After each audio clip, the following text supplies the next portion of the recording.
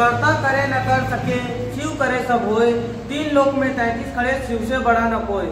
जय जोहार, जय छत्तीसगढ़। संगवारियों, न्यू ब्लॉग में आप मन के स्वागत है।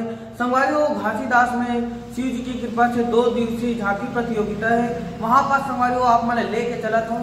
अच्छा लगी संगवारियों झांकी तो एक लाइक और सब्सक्राइब जरूर करूँ।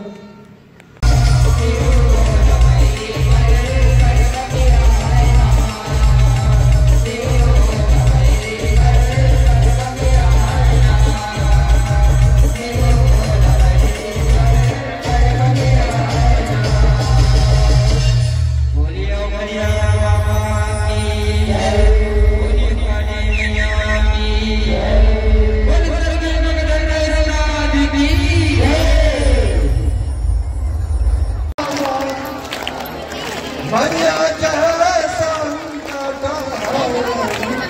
मैया जय मंगल, मैया